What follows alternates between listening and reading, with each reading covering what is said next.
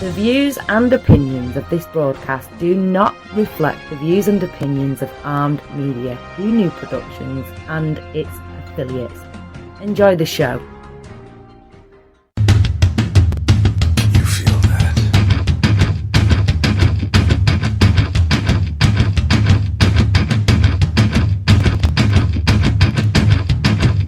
Oh, shit.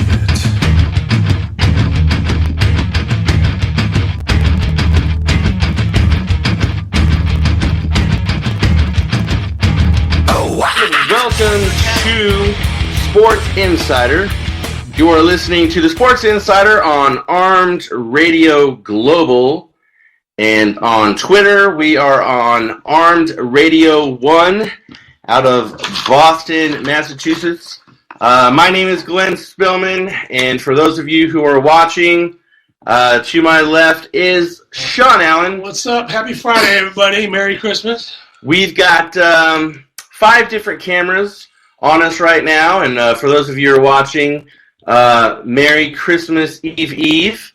And I want to welcome everybody in Boston listening to the show. We've got 377,000 active listeners right now, and that is absolutely wonderful and awesome. Welcome to the show, folks. Well, first off, it is Friday, and when we see you guys and next, it'll be after Christmas. So, without being cheesy or freaking, sappy or anything, for those of you watching, let us know what Christmas means to you. And Shawn, what is Christmas in the Reader's Digest version? What does Christmas mean to you? Merry time of year to give to others and about community and about family, to me. All right. Well, okay, that's good. Unfortunately, Christmas these days seems to be more commercial. I mean, it was barely even past Halloween, and Christmas decorations was going up all over the place, especially in Costco. But Christmas... I think family. Get together. Someone says spending time with family and loved ones. I say it's paying it forward, too. Paying it forward. Christmas does come once a year, but I think the spirit-wise, we should have a little bit of Christmas in us every day of the year. Somehow, I mean, even if you just walk by someone and give them a quick smile, a quick nod, hey, what's up? And tonight's show we are going to be talking some NFL, some NCAA, and some MMA. MMA, we're going to be going over some of the best fights of 2016. Someone says Christmas is a perfect day to stay home and watch Cavs beat the Warriors. Wow, I don't think that's going to happen. No, it'll be a good game. I don't think you're going to see that. Whoa, just joined the show. Welcome. And for all of you people who want to, instead of me just giving you all of our social media, you can now go to our website, sportsinsideronline.com. And all of our stuff is up there. You could follow us on Twitter, Facebook, There's whatnot. some articles up there too, isn't there? Oh, there's a butt ton of articles on there. Good reading. And you can also catch the archives on there as well as on the TuneIn app. You could download the TuneIn app and check that out. If you're not able to listen, if you're able to listen and not watch, TuneIn app is a perfect thing for you. Sync it with your Bluetooth in the car. Yep. Be able to listen to us. All right, Adrian Peterson back in the news again, and I've said this throughout, I don't know, the past week or so, that he should not have come back. And obviously, I don't know why he came back. And obviously, we were right because he's out, so that means something's wrong. Either he tweaked something, and six rushes for 22 yards. Not an impact enough for me to say it was a good decision. No. I think 30 out of 32 owners, I think you would have got less than half that would have said that was a good decision. So, what do you think of him coming back to begin with? I don't think he should have. We both agreed he's not. Let him rest until next year. He'll have all spring to rest. Summertime, he can go to OTAs, or whatever. Come out to those first practices. In midsummer, be refreshed. Just keep training until then. Now that he's played one game, had no impact, and obviously tweaked something, I'd shut it down. I would shut it down for the rest of the year. You're not going to the playoffs, I don't think, unless there's a whole lot of people winning and losing to get them in there. They have to win out and be nice, but they'd have to have a few things happen for them to get in. So even at that, still, I wouldn't bring him. Well, I mean, he said he would only play if they were in contention. Again, I don't know why he came on the squad to begin with.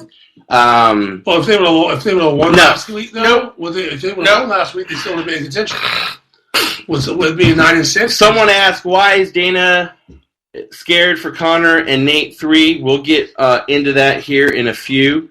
But the thing is, the Vikings, even mathematically, and all this stuff happened, they only have a 1.8% chance of making it to the playoffs. They lost last week to the Colts. If they would have beat the Colts last week, they would have been what?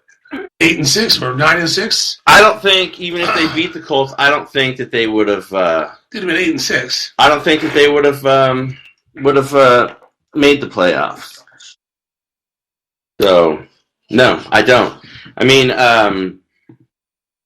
I think that he should have. I think it was show that he came out. I think they were just trying to test him. But again, I said he should not have come back. He said he came out of the game with a few nicks and stuff like that. Maybe the reason why he's out against the next week, maybe they realize that the likelihood of them making the playoffs is very slim. So at this time, I think he's hurt.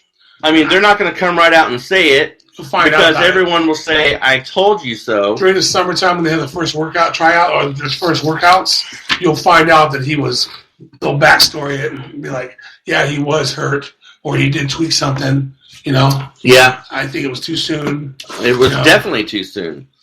But speaking of the Christmas holidays, a lot of times players will get each other gifts, usually the quarterback, maybe the offensive line, and whatnot. So a couple players I do want to mention to bring in the mix.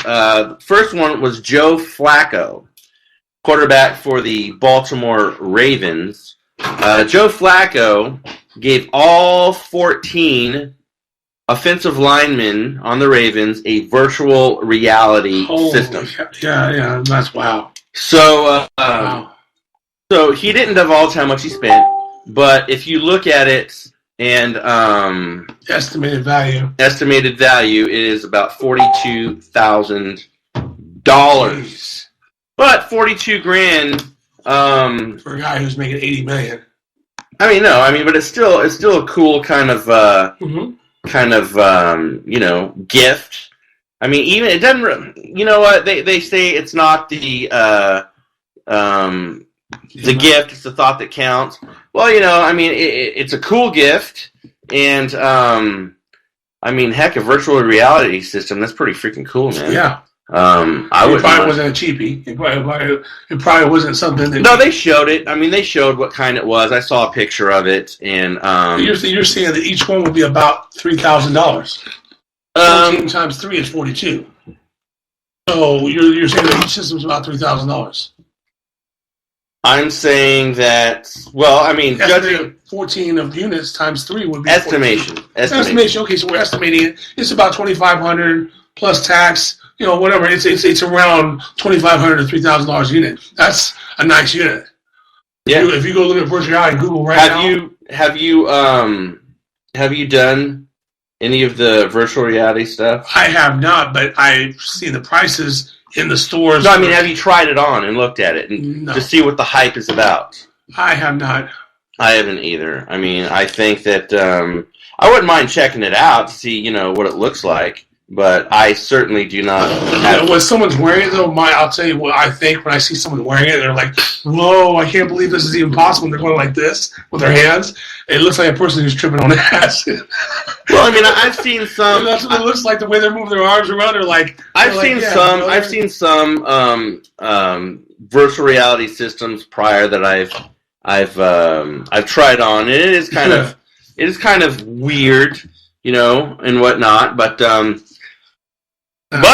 the rookie Ezekiel Elliott, and usually the rookies don't really do much, as far as stuff like that. I mean, they kind of keep quiet. But here is a cool gift. Of course, you got the Dallas Cowboys. You've got Texas. You've got off-road vehicles. But what was cool, Ezekiel Elliott gave each Cowboys offensive lineman a John Deere utility terrain vehicle. How many linemen did he give that to? Well, if it's anything like Flacco. The starting lineman or all the linemen? It said offensive lineman. Okay, so you take 16,000 times 14. That's a chunk of his check, brother. Each one of them. No. I mean, he gets $4 million a year, so that's the standard contract for $4 million a year. No, I mean he's not gonna. He's not gonna. That's nothing to him. Because here's the thing. You walk in now. Here is the exact model that he got. He got the John Deere 855D S4 was the model that he gave his teammates, and I promise you this. If you walk into, well, first off, you're Ezekiel Elliott. You're a Dallas Cowboy. Someone says, Cowboys offensive line, the real MVP. But if you go and you talk to what do you call him? A salesman. And you walk in there, right? And you say, "Yeah, I'm looking at one of these. I'm looking at 14 of them." Right. So if you think that the salesman is going to be, he's going to get a deal on them. Right. So it doesn't really matter if you paid whatever. I mean, that's a cool thing to do. That was very thoughtful of him. Right. And I think that's pretty sweet. Sorry if you couldn't hear me. I think I just fixed the problem, so you should be able to hear me now.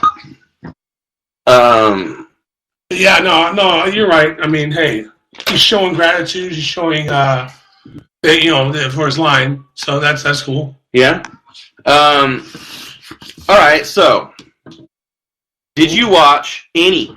I watched of the game. I watched a couple parts of the game, and I saw all I needed to see to confirm that our pick was right. Someone asked, "What are our thoughts on the wild card contenders?" I mean, he threw 3 interceptions. That was enough proof for me. Well, how much of the game did you watch? I watched probably about. I watched the part of the first quarter and part of the fourth quarter, and I skimmed through some of the other. How many in the first quarter? Probably about 5 minutes. All right. So in the first 5 minutes, Eli Manning was 1 for 6. Yeah, I knew it was 1 for 6. Yeah. He threw a pick six. Boom, done. I mean, the Eagles went up 14-0 pretty darn freaking quick. Yeah. And when I saw that, I'm like, it's over. Now, the Eagles. Now, here's the thing. Now, a lot of people are like, they keep. Someone says Eli is a lucky QB, not elite. No. He is definitely not an elite quarterback. When you think of an elite quarterback, you think of Tom Brady, basically, in the league right now. Well, you could think of Aaron Rodgers as an elite quarterback. You could think of Breeze as an elite quarterback. Eli Manning, no. Like when he threw that freaking bomb against the freaking Patriots, and the guy caught it on top of his head. That's Tyree. Yeah. That's. I think both of our score picks. I said 27-17 Philadelphia, and you said 30-20 or 30-17 or something like that. We were fairly close on the score. I might have said. I either said 28 or 31.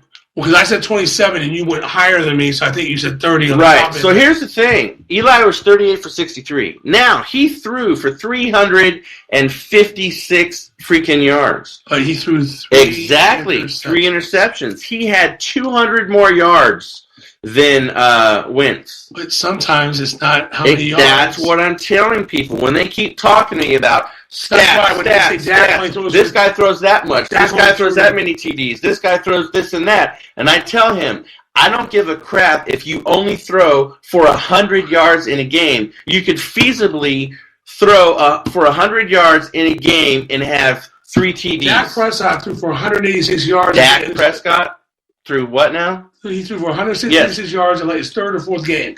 And they won. And they won convincingly. It doesn't always matter. Yes, they're great for stats and it's great. Yes, a lot of times you'll see Drew Brees throw for 386 yards and 4 touchdowns, but it does not always. If you got a solid run game, and I will mention this, that I saw that Ryan Matthews got hurt again. This time it's a herniated disc in his neck. I don't know how much that little bull body of his can take. How many injuries has he had since he came in? How many full seasons has he played? Pedersen says he doesn't think it's career ending, but I don't know. I mean, this is a new injury for him. I don't know, what his return time is. Every time he gets going, he gets injured. Right. Well, let's go over a couple questions, and when you guys ask questions, I do see them, and I will get to them. So, again, for those of you who are just joining, you're listening to Sports Insider on Armed Radio Global, and also here in Sacramento, we're going live in Boston, over 300,000 people. Someone asked what we thought about Terry Bradshaw's comments. I heard he made comments. I didn't hear what it was. Well, here is the quote from Terry Bradshaw. And I quote, "I don't think he's a great coach at all," Bradshaw said while a guest on Fox Sports. "Speak for yourself. He's a nice coach. To me, I've said this, he's really great cheerleader guy. I don't know what he does. I don't think he's a great coach at all. His name never even pops in my head when we think about great coaches in the NFL." Well, all right, now let's break that down. Okay. Let's break it down. Do we have a tail of the tape for him? Let's break it down. Okay? No, I'm saying, Tom, do we have a tail of the tape? I'm about to freaking break it down. That's what the word breakdown means. If you think Giants are winning the Super Bowl. Huh? What? Just the Giants are winning the Super Bowl. All right, well, is that guy again? No, they're freaking not. Is that guy again? Now let's think of a great coach. What is a great coach in your mind? What makes a great coach? A great leader. I mean, someone who can lead a team. He's got their support. He believes in the players believe in. All right. His methodology. Well, let me just say this: if you win a championship, I don't care if you're a coach, I don't care if you're a player. That is the ultimate prize at any level, whether you're in any sport. Now, he's won 2 Super Bowls. Okay, right. So he's done quite a bit of things in the NFL. I mean, 2-time AFC champion, 4-time AFC North champion, 6 NFL. Now, again, I would talk to Bradshaw and be like, because what he said, he's not a great coach. Tomlin is aggressive, yes, has his clock management suspect, never has a season, guy says. So, losing, he says, never has a losing season. I heard that he said he didn't consider him a great coach. That's where I heard that Bradshaw. I didn't know if that was the full scope. But the man has won 2 championships. How can you say he's not on the level of a great coach? Well, you know who's a great coach to me? Barry Switzer. Barry Switzer was the coach of the Oklahoma Sooners. Okay. He came in with the Dallas Cowboys the first year as a coach. He came in and won a Super Bowl ring. I've seen the Super Bowl. I had it on my ring finger one time for about 30 seconds, and then I gave it back to him. But wait a minute. He came in. Hold on. He came in with a team that was stacked. I don't give a crap, dude. I don't give a crap. Here's the thing. People want to. People want to piss and moan about stuff like that. Let me ask you a question. This is a yes or no question. There's no explanation. You either say yes or you say no. Did Barry Switzer win a Super Bowl championship with the Dallas Cowboys? Yes. Plain and simple. That's all you need to know. Okay. I don't care if it's a stacked team. I don't care if people say whatever they want to say about it. It doesn't matter. He has the freaking ring. Just as Tomlin does. So, well, I mean, what are you saying? You're saying Barry Switzer is a great coach. So do you not consider Tomlin a great coach? He's won 2. What have you heard from... Now, I have to agree with Bradshaw. When I think of coaches in the NFL, I don't think of Tomlin. Tomlin's kind of a cool, chill guy. When I think of coaches, I think of even the cat that that's retired. I mean, one of the guys on the TV analyst last night, Tony Dungy. That's a great coach. Okay, but I can only go by what I hear from the players, and you've heard Ben and all those guys, Antonio Brown, all other people talk about Mike Tomlin. They talk about he's a great motivator. He has great work ethic. He has he's aggressive. He is aggressive. A great motivator does not make a great coach. But he's won 2 championships, so doesn't freaking matter. When was the last time they won the Super Bowl? It's been a freaking long time. Yes. When was the last time that they've done anything? It's been a long time. Now you break it down. Great coach. Someone says Gruden needs to come back. He won 1 championship. Well, my friend who said that, I think, twice, if you go to Super Bowl 37 and Super Bowl 43, right? 37, 35. Yeah, 37 and 43. Okay, so I ask you this then. Coach Cowher. Yes, I think he is a very... Yes. How many Super Bowls did he win? I think he's a great coach. 1-1. But he's a great coach. Okay, but what I'm saying is Tomlin's very, to the outside world, he seems subdued a little bit, but I can only listen to what the players say. I think he's the makings of a great coach. He's not there yet, but I think he has 2 titles under his belt. It's been a while since they've done something, yeah. Tomlin beat the Cards and lost the Pack. That's what was just said to us on Periscope. But my thing is Cowher worked his whole career and finally got a championship. I think Bill Cowher is a great coach. Yes, I really do. I think Tomlin is the makings of a great coach. As a whole package, he's not quite there yet, but I think... Well, again, the optimal word is great. His career's not over yet. Doesn't freaking matter. Terry Bradshaw made a factual statement. He has a right to his opinion. Well, yes. There are people who think, I mean, you got Walsh, you got Let's talk about great coaches now. Today. Right. Today, now. Who's a great coach? Name 3 great coaches now. 3 great coaches now? Right now in the NFL. Pete Carroll is one. Nah, it's not great. Belichick? You don't think Pete Carroll is? Someone says.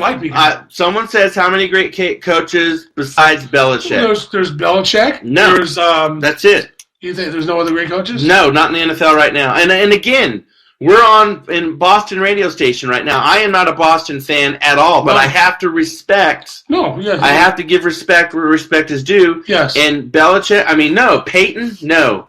You go down, even... You're saying Pete Carroll is not great. I don't like Pete Carroll personally. No. But he's won a championship. Any guy. No, I don't freaking care. Pete Carroll's going to go down as a jackhole that threw on the freaking 1-yard line. That was his decision. A great coach does not make that decision. So, no, he's not. Now, we can run down. I cannot think of any other coaches. Besides, someone said Chucky needs to come back. I think he is. Oh, I've said I think he is going to come back. He gets paid an astronomical amount of money where he's at. That is a great coach. Now, is Tomlin a bad coach? Absolutely not. You do not have to be yelling and screaming on the sidelines to be a great coach. No, not at all. But I think that, and even like the Cowboys coach, Garrett, he's not a coach. He's a puppet. He's a freaking puppet, dude. He does not make the calls. Jerry Jones does. Right. He's just there to look pretty on the sidelines. He's a pretty face. And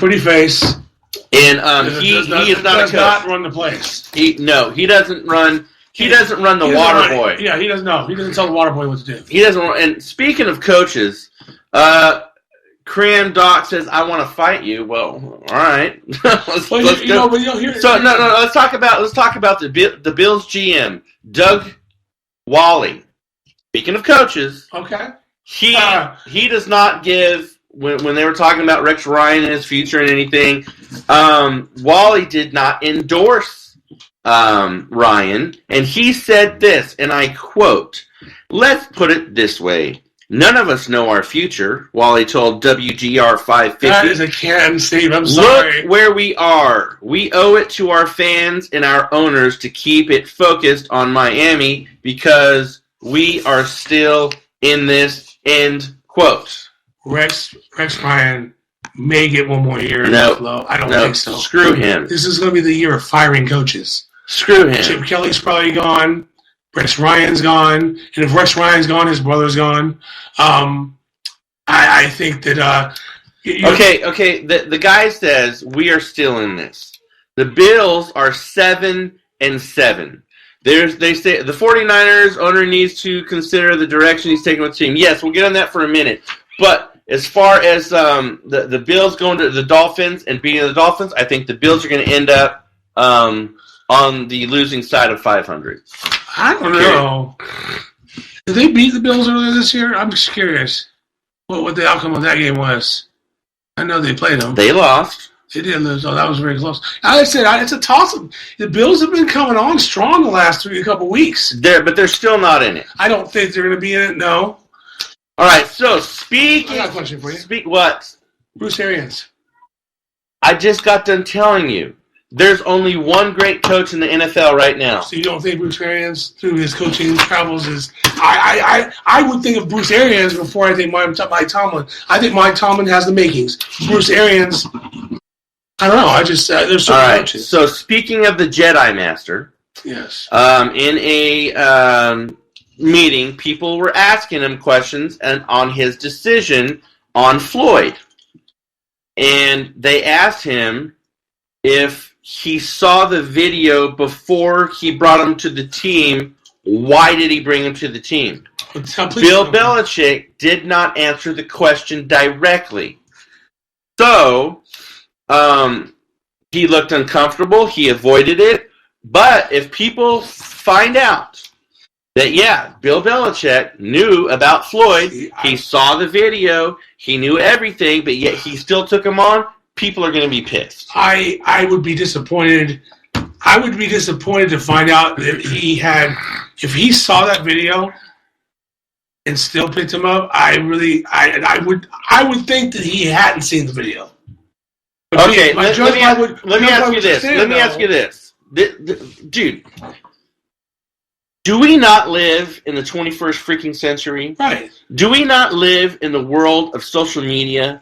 Do we not live in the world of Facebook? Do we not live in the world of Facebook, of Twitter, of everything that could be said anywhere, anytime? We've got people watching us right now all over the world. Yep. So right now they are watching us in Afghanistan, in China, in Boston, all over the United States.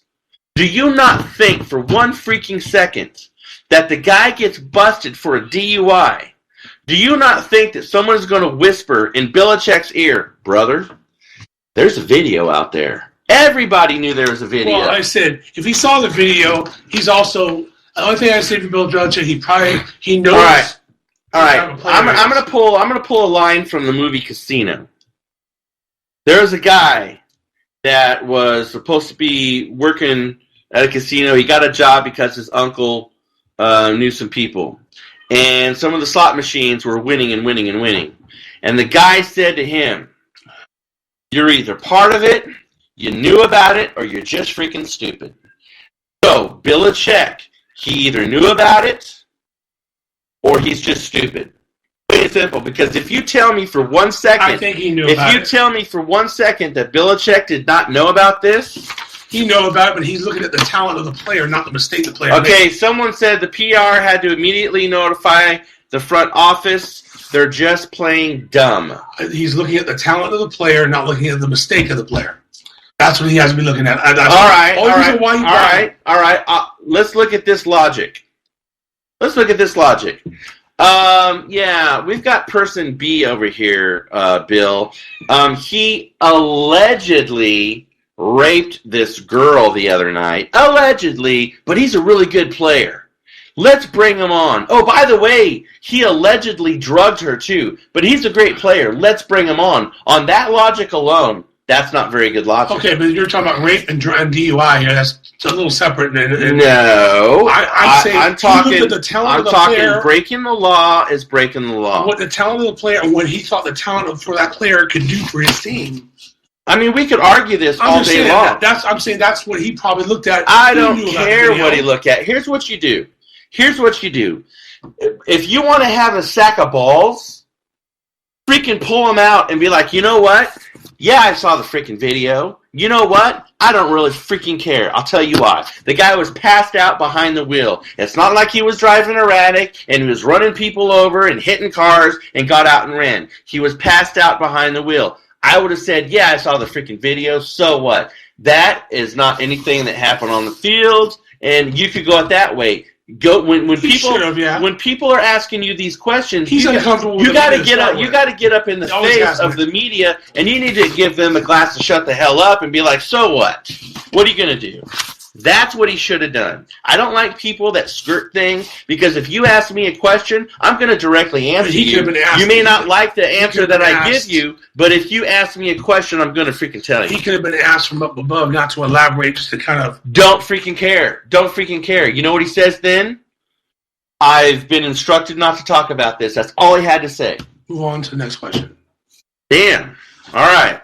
So, Floyd, this is what he said. This is a quote from Floyd. I think in life, everyone makes mistakes.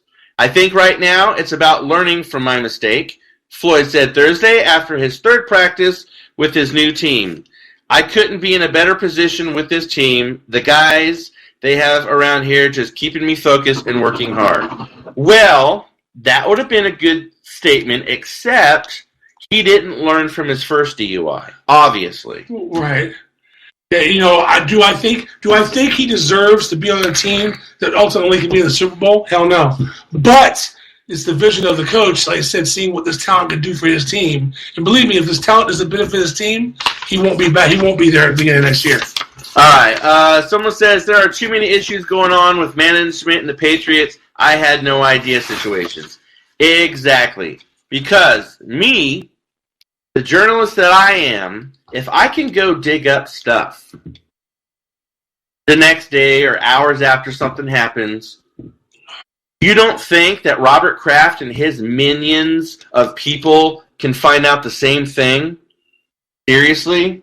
That's all I'm saying. Moving on to NCAA football. Now, as you guys know, and have listened to the show before or seen the show before, and the coffee cup that I drink out of is an Oklahoma Sooner coffee cup. I went to the University of Oklahoma, and this next story has been around for a while, but it's in the news now, very much so. And it comes with a heavy heart, but I'm going to blast it because I do not hold favorites. I do not make excuses just because the guy is a fellow Sooner. Screw that. I am speaking of Mr. Mixon, who has spoke for the first time since the incident of punching the girl in the face. Well, I have a daughter. She's 15 years old. In just a couple years, she's going to be going to school. Now, she'll probably go to USC or something like that. But I have taught her from 5 years old how to fight. I've taught her different moves. I've taught her all kinds of things. And I have told her, I said, if a guy ever puts your hand on you, you freaking break his arm off and you beat him with it. And I'm not kidding either. No. I said, you do whatever. He not only hit this girl, but he broke her freaking jaw. Now, he said, well, a friend of hers, someone says he should be kicked off the team. There's no tolerance for that, especially in college. So he said her friend was gay. Okay, so what? But he goes, I heard some racial slurs. So in turn, then I said some gay slurs to the person. So that makes it okay. I don't care what his excuse is. I've seen the video more and like over a dozen times. He hit her harder than freaking Rice did his wife. And I'm not saying, one's harder, you should never hit a female, period. But I mean, he straight jacked her in the face. So here's what he told police, and I quote. Mixon told police that Molitor, which is the female that he hit, pushed him. Okay? She pushed him. Okay? So what? And then he said, and then my glasses came off. I put my head down, and she swung on me. After that, I was so shocked because she hit me so hard, it felt like a dude hit me. And after that, my face went boom. My reaction was just right there. And that is a direct quote from Mixon himself. So, I noticed on one of our shows they have the E for the explicit. So I won't say the word that I want to say. But you freaking sack of vaginas, dude. I mean, you say that she hit like a dude? Oh, I'm sorry. It doesn't matter if she hit like freaking Brock Lesnar. You do not have the right to hit the freaking girl. I don't care. And if she hurts you so bad, you might want to go in the corner and have a little cry party, or you're just that much of a wuss. And I'm saying this to a fellow Oklahoma Sooner. I am freaking embarrassed to call myself a Sooner if you remain on the team. Just like the gentleman said that's watching the show, he needs to be kicked off the team. I promise you this, on everything holy. I don't care what freaking religion you are, on everything holy. If Mixon is playing in the Sugar Bowl against Auburn, I'm not watching the game.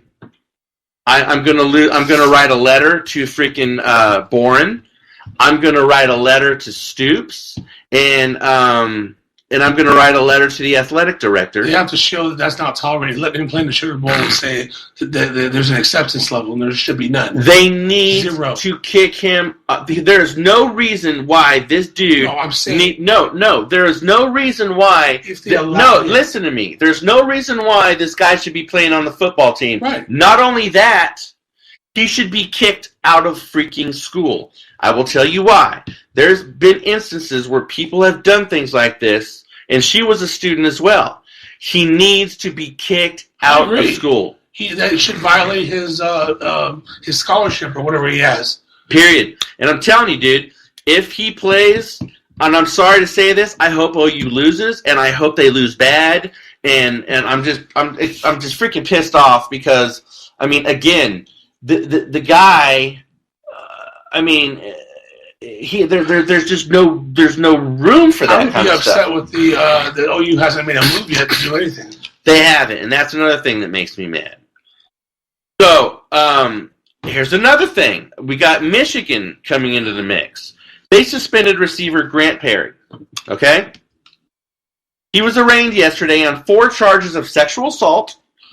And he was charged with 1 felony count of assaulting, battering, resisting, or obstructing an officer. 2 misdemeanor counts of 4th-degree criminal sexual assault and underage drinking. So, that's a lot of stuff. Yeah. Sexual assault, underage drinking, obstruction of justice, resisting arrest, battering. Wow. Okay, now here's a quote. When police arrived on scene, we tried to grab onto him, and we had to chase him, Lieutenant Scott Rigglesworth, a spokesman for the East Lansing, Michigan Police Department, said. According to the State Journal, in the midst of all that fracas, this is a quote, fracas, one of our officers suffered a minor hand injury. So, again, you've got these guys that, now let's call a spade, an apple, and an orange, right. A banana, whatever the crap you want to say. Right. Let's call it like it is. And I'm not saying this is black or anything else. I'm saying it's black, it's white, it's Samoan, it's Mexican, it's Chinese, it's whatever race you are. A lot of these guys come from areas of geography that are on the lower end scale of poverty, basically. Unfortunately, A lot of them come, yes, from single parent homes. Abusive A lot of them situations. come. They're basically. They've seen abuse. Basically, what they are is they're uneducated, and when I say uneducated, I mean because they're not taught life lessons, as in don't hit a freaking girl. But they're also watching examples. They're watching dads. Exactly, they're watching dad scream. Dads or boyfriends. They're watching dad hit mom or dad hit girlfriend. This kind of They're stuff. thinking that that's acceptable. Here's what they need to do. Plain and simple. I don't care if it's a junior college. I don't care if it's a major university. Across the nation. Every college in every town, in every city, in every state. You need to have a domestic violence class in college. Every single athlete, male or female. No, not just athletes. No. Listen. And female. Every single athlete. I'm saying athletes. Every single athlete needs to take the freaking course. I don't care what sport you're in. I don't care if you're in ping pong. You take the freaking. No, I'm talking about every single person. No. I am talking about athletes right now. All right. Athletes. All right. They need to take this domestic violence class. Mandatory. Now, since you want to bring up everyone else in college, they need to have that as a mandatory, maybe not a class, but part of a class. Okay. Meaning, like say in psychology, you have a mandatory domestic violence class. If you have a 3-day class a week, like Monday, Wednesday, Friday, that whole week's on domestic violence. And one test needs to be on domestic violence. And that whole week they need to be showing pictures, videos, articles, all this kind of stuff on domestic violence. That's what needs to happen. Yeah, it could be a section of a class. Yes, one of those right. For other students, but for athletes, they got to take a whole 100% 16. Yep. So, real quickly, Georgia fined assistant coach Shane Beamer $25,000 yesterday after he admitted to accepting plays from former Wake Forest radio broadcaster Tommy Elrod while with Virginia. Jesus. So, boom, done with that. Now, the real fun starts. Yes. For those of you watching, you can see my t-shirt. It says Bomb First. Bomb First. I'm not a freaking terrorist. This is a t-shirt that a guy that I know, local businessman. He makes, he's in Rancho Cordova. He makes these t-shirts, and that's his company, Bomb First. So, there's some stuff I wanted to go over, but I don't have time because we only have about 18 minutes left. If I can, I will get back on this. But MMA action. Do you watch Our Football? Now, when you say Our Football, tell me one, where you're watching from, and two, what do you mean by Our Football? I'm not going to assume. Just tell me what you mean. So let's go over the 10 best. Oh, London. So you're probably talking soccer. Yes, I watch soccer. We have a pro soccer team in Sacramento. Your soccer. My soccer. What the crap? You saying my, your? What are you, schizophrenic? I mean, tell me what you mean. Damn. All right. So the best fighters of 2016, top 10. Now these are not my top 10. These are statistically amongst the ranks of the top 10. So in order, we the best fighters. Your mom. Yes, exactly. So. Michael Bisping, number 1 fighter. Yes. So, Stipe Miocic, number 2 best fighter of 2016. Number 3, which a lot of people want to argue about, Conor McGregor. Number 3 fighter. What do you think?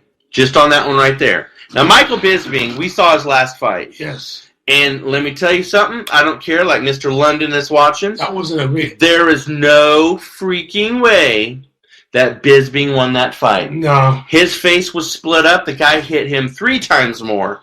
And but the guy, that last move that he made, the freaking run and jump in the air and do the little freaking cartwheel, I was like, that might have just lost you the fight right there, man. I can't remember the guy's name. I was like, "What are you doing?" He went. I was like, So what do you think about McGregor being number 3? Do you think he should be number 2? I think. Wow. Just on fights. Just on fights. Probably number 2, but I don't know. Like I said, his big and humongous head and attitude and swole up ego is probably number 1. We got to go by right. Yeah, I think so. I mean, honestly, number 3. It's number 2, number 3, whatever. I mean, he made the top 5, so he should be happy. All right. So we got Dominique Cruz, number 4. That girl again with the freaking long last name, Joanna Jedzer, whatever, how you say her last name. I can never say her last name. Which one is it? She's number 5. She is number 5. Oh, geez, yeah. Tyron Woodley, number 6. Okay.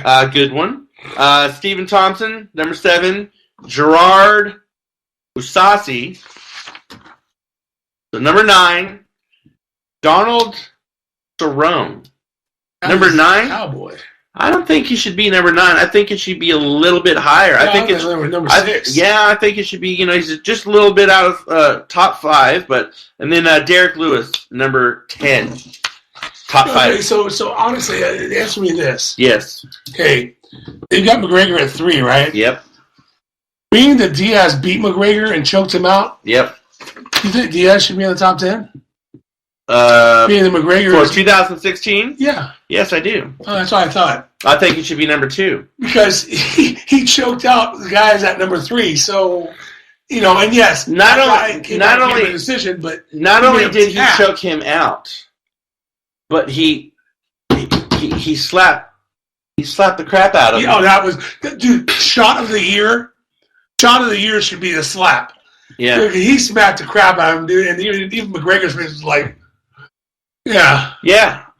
So now, let's go over top 10 best knockouts of 2016. So, number 1 is Lando Vannata. Number 1. Knockout, straight kick to the dude's face. Oh, okay. Now I see the person. Is that the person right there? About knocking the dude into next week. That is the ugliest straight kick I've ever seen in my life. Hey, well, it's effective. It hurts. Anthony Johnson, number 2. Okay. I know who that is. So, Diego Rivas, number 3. Yair Rodriguez, number 4. Stipe Miocic, again, falling in the top on these, number 5. Donald Cerrone, number 6. Okay. Okay, I hate this one, but someone says Holmes versus Rousey. Are you talking about the knockouts? Yes. Knockouts? Yeah. But dig this.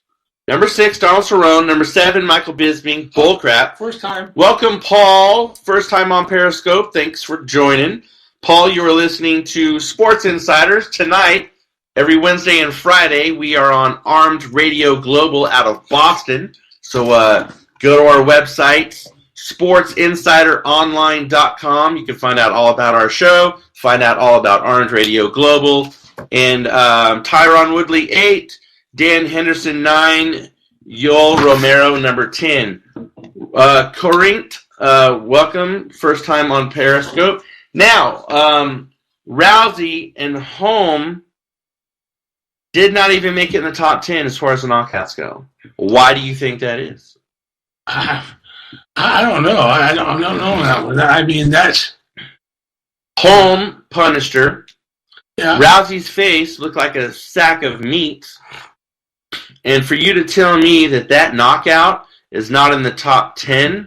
That tells me that somebody swayed that one out of the top 10. But my next list, ladies and gentlemen... Is this submissions? People say because people don't want to see it happen. No, they didn't want to see it happen. But let's just be real here. I was up at the Hard Rock Cafe in Lake Tahoe. And I had my money. And I put it on Holly Holm. Because she was like, at the time, like 72-1. I mean, Big odds. So I put $100 down. And I knew because Holm is a kickboxer. Okay? Rousey, she is a ground fighter. That's what she relies on, is her ground game. If she can get you to the ground more times than not, You're toast. You're done. But Holm stood with her, jacked her up pretty freaking good. And so, let's see if she falls into the top 10. Someone says, it was a clean knockout, left her pretty beat. I give the knockout its props, but I wanted Rousey to win. You and probably everybody else wanted Rousey to win. Wow. That's a tongue twister. Is that best fight or is that best submission? Elmer Fudd. This is fights. Okay. Fight. So, best fight, plural, of 2016. Diaz and McGregor. Let's just start with number 10, shall we? So, number 10, you have Robert Whittaker. Tony Ferguson's number 9. Donald Cerrone. Put that up again. I didn't see that statement. Number 7, Polo Reyes. He's the maestro. Let's see what do we got here. 7. No, number 6. Oh man, there's that Joanna chick again. 5, Tyrone Woodley. 4, Steve Boss. Robbie Lawler. Number 3. Will I make it? I'll be the one next fighting King Cash First Class sitting next to ? Okay, don't know what that means. Number 2, Conor McGregor and the Diaz fight. That is the number 2 fight. And the number 1 is Cub Swanson and Doo-Ho Choi. Okay, which Conor McGregor Diaz fight? The first one or the second one? They said it looks like number 2. Yeah, that's crap. The first one should have been on there. Yeah, the first one definitely should have been on there. For fight of the year? I mean, in a shock. Top 10 fights. I don't know about fight of the year. So, submissions, though? If you have a top 10 submission list? That's going to be for Monday. We've got lots of MMA stuff coming. I'm just saying, the Diaz and McGregor should be a top 5 of that, too, is for the first one. So, ladies and gentlemen of the jury, I would like to say that I was freaking right. Now, I know we knew this was some people said, because I told you, when the Cyborg thing came out, when she was pissing and moaning about, Holm fighting for the belt and not her. And I wasn't being disrespectful. Okay, someone says, Cub was the beating underdog against Choi. Can you believe that? I can believe it. But is it logical? No. No, it is not. So here's the thing. I said, and I wasn't being disrespectful, I said Cyborg is the manliest looking woman I have seen in a long time. So where does that come from? She looks like a freaking dude. If you put dude clothes on her, you would think she was a dude. Let me tell you why. I have seen previous pictures of her a few years ago. Very pretty. But now let me read this. This is this was given to the UFC. Brazilian are notorious for Jews. Well, yeah. So here's the thing. This is to the UFC, and I quote, the UFC organization was formally notified today by the U.S. Anti-Doping Agency, has informed Christian Cyborg Justino of a potential anti-doping policy violation stemming from an out-of-competition sample collection on December 5th of this year. USADA, the independent administrator of the UFC anti-doping policy, will handle the results management and appropriate adjudication of this case. It is important to note that under the UFC anti-doping policy, there is a full, fair, legal review process that is afforded to all athletes before any sanctions are imposed. Consistent with all previous potential anti-doping violation, additional information or UFC statements will provide the appropriate time in the process, move forward. End quote. Do you think the UFC Sorry knew for about the this before? Sorry for the long quote, ladies and gentlemen, but I had to spell it out for you because Shawn's bringing up a valid point. Go ahead. Yeah, I think the UFC must have known before they made the match for the championship. Dana White is going to address that after her fight, LOL. Go ahead. I'm saying I think Dana White must have known about the results and was told to before he made the championship fight. Because I kind of was like, wow, he didn't put Cyborg in the championship match. This could be why. You know why? There was nobody was talking. You know about why? it. Same reason why Dana White knew that Brock Lesnar was juicing. But it was trying to draw numbers and trying to draw. Let me say this. The reason why Dana White didn't put Cyborg because this story was going to come out. Then he would look like a bigger ass than he already looks like. Now, I am writing a book. It is called Breakfast of Champions. And it's not about Wheaties. It's not about oatmeal. It's not about the right bacon or anything like that. It is 100% about steroids. I have been in sports my whole life. And I've admitted to everybody more than once, and I've admitted many times I took steroids. I went from 150 pounds to now I am 250 pounds. I've gained 100 pounds of muscle, and I took injectable steroids, and I did it at a time to where at that point certain steroids were legal. And so I fully admit that. I know what steroids do. I know what they look like. I could spot a steroid user a mile away. And I said, Cyborg is on freaking roids. That's why she looks like that. Cyborg is juicing. And when I tried to get a hold of her camp and talk to them, they would not talk to me. Probably because they've seen the show and they know that I'll freaking blast them. And I will. And I'm going to anyway right now. They knew about it. Dana White knew about it. He was just hoping and praying that, because there are some things out there, and for anyone that smokes a joint knows that you can go to certain stores and buy some stuff and drink it, and it'll clear your pee right up. And now it'll probably cost you $75 or so for a good one. So my first question would be: if there's certain things out there, one more thing, Cyborg there are things that you could take to mask steroids that will create what they call a false positive. So when they say words like of a potential user left your channel anti-doping, it is 100% that she took steroids. So this all big song and dance about, well, we're going to look into it, and, well, we'll discuss it after the fight. What they're trying to do, this is called milking. No, I'm not talking about that kind of milking. What it is you're milking the media, you're feeding them a little bit of stuff, the fans and whatnot, you're leaking this and that. The fight's still going to go on.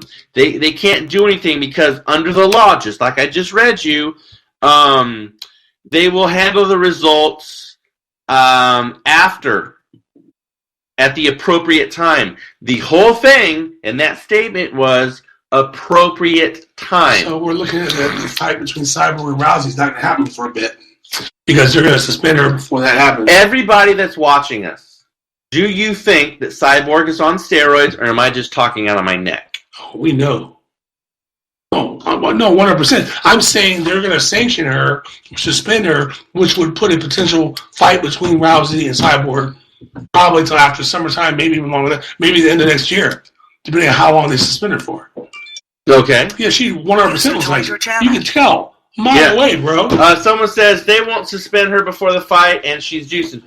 You're absolutely right. That's what I'm saying. No, they're not going to suspend her because they're going to look that much more wake up. Stupid. So, all right, ladies and gentlemen, I talked and I ranted and I raved, and I appreciate you guys watching the show. You've been listening to the Sports Insider on Armed Radio Global out of Boston, Massachusetts. Everyone have a great weekend. Left your channel. Have a great Christmas.